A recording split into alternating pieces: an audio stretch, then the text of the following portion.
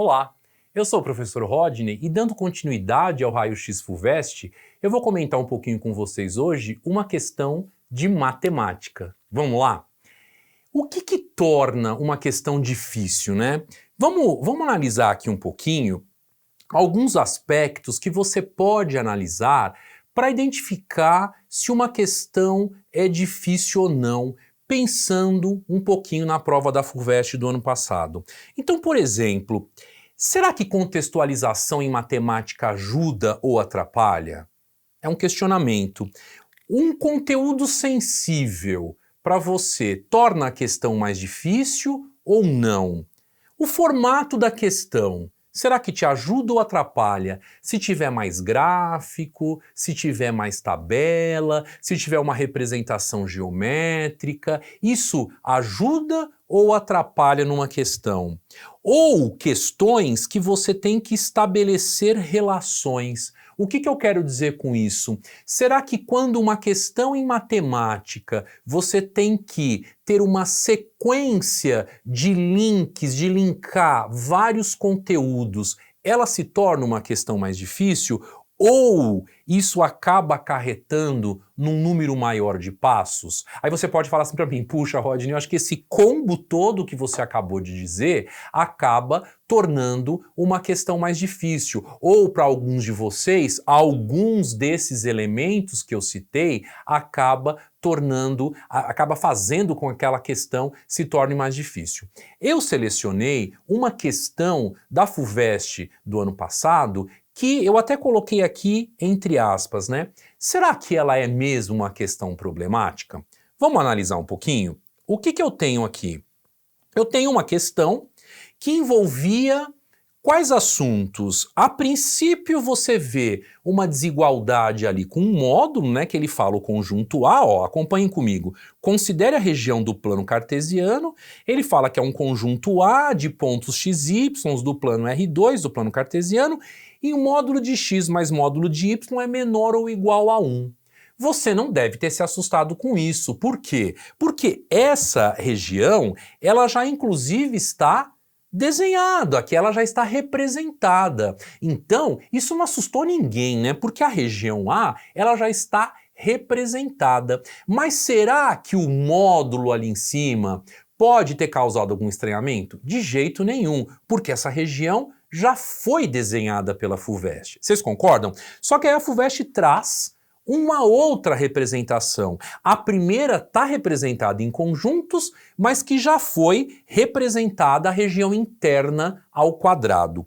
E o conjunto B, ele fala, é um conjunto de pontos XY também. O que é x quadrado, x mais 1 ao quadrado, mais y ao quadrado maior ou igual a 1?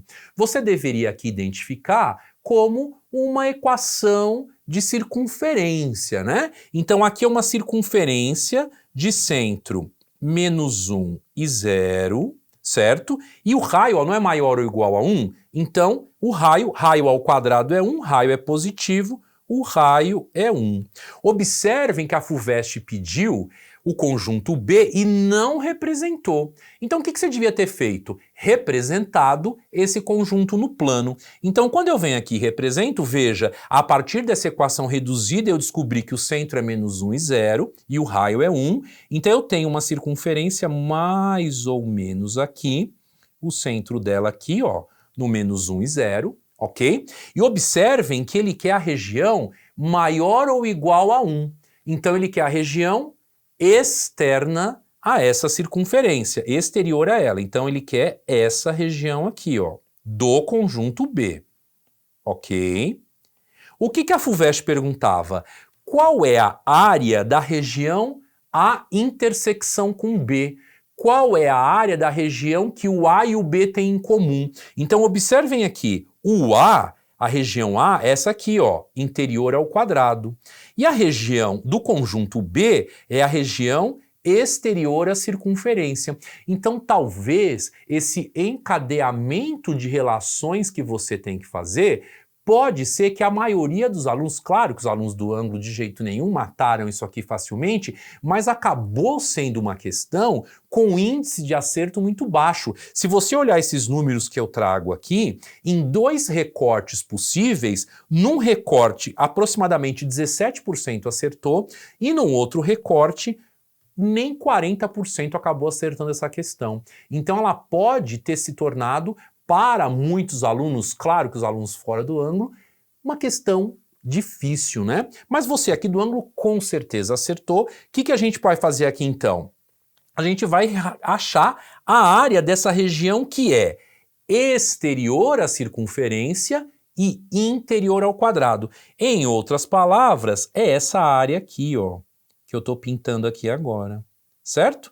Então o que eu tenho? Eu tenho a área de um quadrado, todos concordam?